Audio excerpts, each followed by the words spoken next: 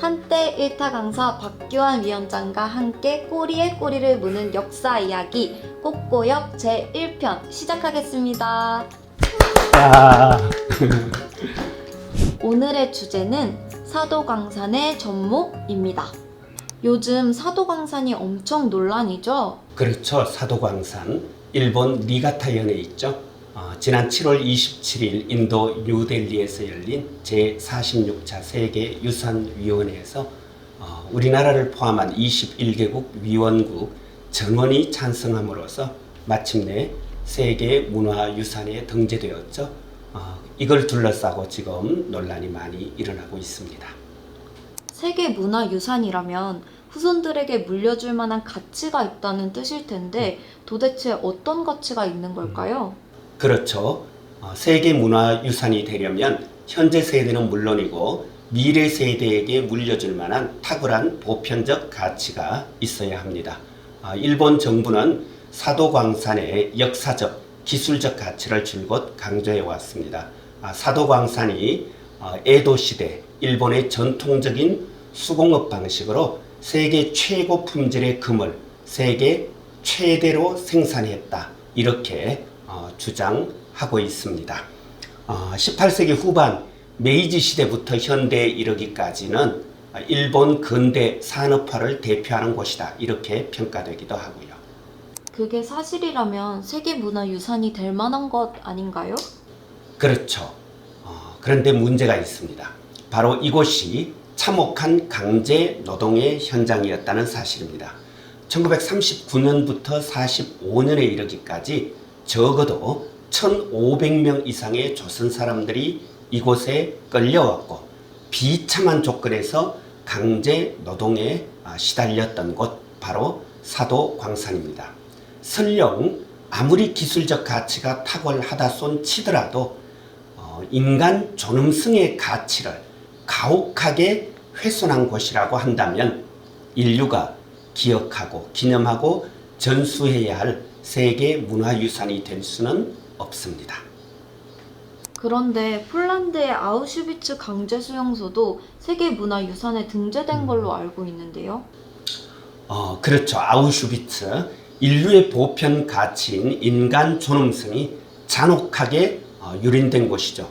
이런 곳이 인류가 기억해야 할 문화유산이 될 수 있었던 데는요, 바로 철저한 자기 반성, 과거에 대한 반성, 즉 앞선 세대가 범했던 인류애와 생명 존엄성에 대한 범죄를 다시는 되풀이하지 않겠다, 대물림하지 않겠다는 각오를 바탕으로 부끄러웠던 자기 역사를 있었던 그대로 낱낱이 보여주었기 때문에 아우슈비츠는 문화유산이 될 수 있었습니다.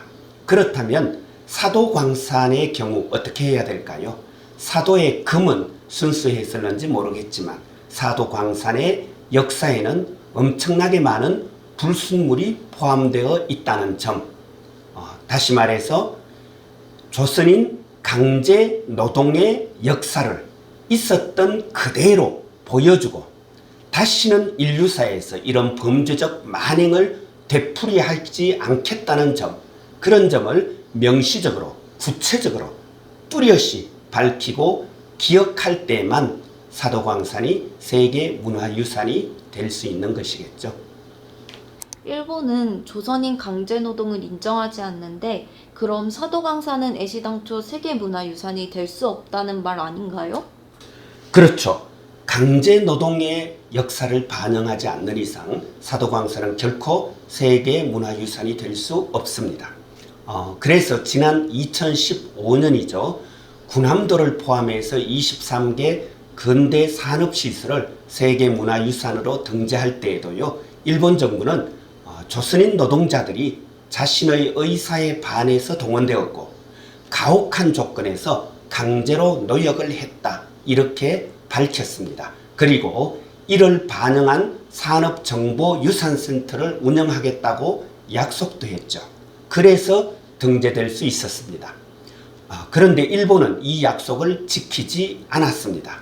그래서 원칙대로 하자면 사도광산은커녕 군함도조차도 되레 세계 문화유산 목록에서 삭제되어야 할 판인 거죠. 그런데도 일본은 사도광산 세계문화유산 등재를 추진했고 결국 성공하고 말았습니다. 실제 일본 정부도 등재가 어렵다는 걸 알고 있었습니다. 그렇지만 일본 역사를 합리화하고 찬란하게 꾸며 아름다운 일본을 선전하고픈 일본 우익들의 요구, 그리고 관광산업의 부흥을 통해서 지역 경제를 활성화하려는 주민들의 요구, 이런 것에 떠밀려서 2020년 등재 추진에 나섰지만 처음에는 서류 미비로 아예 심사 보류당했고요. 2023년 작년 1월에 재신청할 때는 조선인 강제 노동이 있었던 20세기를 아예 제외하고 1603년부터 1867년까지 에도 시대로 한정해서 신청하는 꼼수를 부렸습니다. 그렇지만 얼마 전이죠. 2024년 6월 7일 유네스코 자문기구인 국제기념물 유적협의회 이코모스라고 하죠. 이코모스에서는 에도 시대뿐만 아니라 광업채굴이 이루어졌던 모든 시기를 통해 전체 역사를 현장에서 설명하라, 이렇게 권고하며 보류 결정했습니다. 군함도 등재 당시 했던 약속도 지키지 않은 데다가 20세기 조선인 강제 노동의 역사를 스리슬쩍 뭉개고 넘어가려는 일본의 의도를 국제사회가 제대로 간파했던 것이죠. 국제사회 분위기는 우리에게 우호적이었는데 어떻게 등재 결정이 난 것인가요? 그러게 말입니다. 게다가 유네스코 세계유산위원회는 관례상 21개 위원국 전원 동의 방식으로 등재 결정이 이루어져 왔습니다. 위원국인 한국이 반대하는 이상 등재 결정이 날 수가 없습니다. 물론 표결을 통해서 3분의 2 이상이 찬성하면 등재 결정할 수는 있겠지만 피해 당사자인 한국의 의사를 무시한 채로 표결 강행할 수 없겠죠. 우리가 일본의 군함도 약속 불이행을 지적하기만 해도 사도광산은 결코 세계문화유산이 될 수 없었습니다. 여기에 대해서 우리 국회도 힘을 실어주었습니다. 7월 25일 모처럼 여야 합의로 재석 의원 225명 전원이 찬성해서 일본 정부의 사도광산 세계유산 등재 추진 철회 및 일본의 근대산업시설 유네스코 권고 이행 촉구 결의안까지 채택했습니다. 제대로 된 정부라면요, 국제사회의 우호적 분위기와 우리 국회의 지원, 그 뒷배를 믿고 강제 노동의 역사를 반영하지 않으면 아예 등재 저지하겠다, 이렇게 밀어붙였어야 합니다. 그런데 왜 이렇게 된 거죠? 글쎄 말입니다. 작년부터 우리 정부가 어이없게도 적극적으로 일본을 거들어줍니다. 사실 일본이 사도광산 세계문화유산 등재 추진할 때 처음에는 우리 정부 당연히 사도광산의 등재를 반대했죠. 2020년 문재인 정부 때입니다. 정부는 사도광산 세계문화유산 추진 사실이 알려지자마자 곧바로 철회를 촉구했고요. 그해 6월에는 강제 노동의 역사를 반영하겠다는 군함도 등재 당시 약속 이행하지 않으면 유네스코의 문화유산 지정 취소 요구하는 편지 발송하겠다, 이렇게까지 강경하게 대응했습니다. 문제는 윤석열 정부 들어와서인데요. 특히 작년에 일본이 꼼수 재신청을 한 뒤로 조금씩 우호적으로 변하더니만 2024년 올해 들어와서는 아주 노골적으로 일본을 거들기 시작합니다. 지난 4월이죠. 주일 한국 대사가 직접 니가타현을 방문해서 한국 정부가 꼭 사도광산 등재 반대하는 것은 아니다, 이렇게 연기를 피우더니만 올해 들어서만 무려 13차례 한일 협의를 했고요. 특히 이코모스가 보류를 결정한 6월 이후로 10차례나 집중적으로 일본과 만나서 사도광산 등재 협의를 했습니다. 그런 와중에 외교부 당국자들은요, 틈틈이 일본이 강제 동원을 포함한 전체 역사를 반영하겠다고 약속했고 이를 위한 실질적 조치를 이미 마련했다. 이런 식의 말을 꾸준히 흘렸던 것이죠. 그리고는요, 국회 결의문 채택했던 그 다음 날 7월 26일 라오스에서 열린 한일 외교장관 회담 이후에 양국 장관이 사도광산에 대한 지금까지의 협의 결과를 공유하고 확인했다. 이렇게 발표합니다. 결국 한국이 등재에 동의했다는 말이고요. 등재가 사실상 확정되는 순간입니다. 피해 당사국이며 위원국인 한국이 찬성하는데 다른 나라가 반대할 까닭은 없겠죠. 정부는 일본이 사도광산과 관련된 전체 역사를 반영하고 조선인 강제 노역과 관련된 전시물도 설치한다고 약속했기 때문에 등재에 찬성했다. 이렇게 발표했습니다. 그렇다면 정부는 강제동원의 역사가 반영되었다, 실질적인 조치를 이끌어냈다고 하는 것인데 이게 정말 사실인가요? 사실이라면 이런 논란 자체가 없었겠죠. 정부가 말한 실질적 조치라는 게 뭐냐면요. 사도광산 문화유산 등재되었죠. 등재 범위가 있겠죠. 그 등재 범위 바깥 사도광산 현장에서 약 2km 떨어진 외진 곳에 원래부터 조그맣게 있던 향토박물관, 아이카와 향토박물관이라는 곳 한편에 조선반도 출신자를 포함한 광산 노동자들의 생활이라는 제목으로 작은 전시 코너를 하나 만들어둔 것, 그것을 두고 말하는 것입니다. 그 내용을 한번 뜯어보자면요. 조선인 노동자들이 있었다. 노동 환경이 일본인 노동자들에 비해서 열악했다. 식량이 부족할 때가 많았고 사망사고가 나기도 했다. 조선 총독부가 관여해서 알선하고 모집했다. 그리고 징용도 있었다. 대략 이런 정도 내용이 일본어와 영어로 된 패널로 제작되어 전시되고 있습니다. 광산 현장이 아니라 현장에서 외떨어진 곳에, 그것도 형편없는 조악한 수준으로 설명하고 있는 것도 문제죠. 그렇지만 더 심각한 문제가 있습니다. 그것이 조선인 노동자들의 뜻에 거스르는 강제 노동이었다는 사실, 강제 노동의 역사를 설명하고 있지 않다는 점이죠. 정부는 전시 내용에서 강제성을 충분히 인식할 수 있다고 주장하던데. 이야말로 국민들을 속이고 윽박지르는 아주 못된 짓입니다. 노동 환경이 일본인에 비해 가혹했다. 관 모집과 알선 그리고 징용이 있었다. 이것이 어떻게 강제 노동으로 둔갑할 수 있겠습니까? 외국에서 이주해온 노동자가 본국 노동자보다 더 가혹한 조건에서 일한다.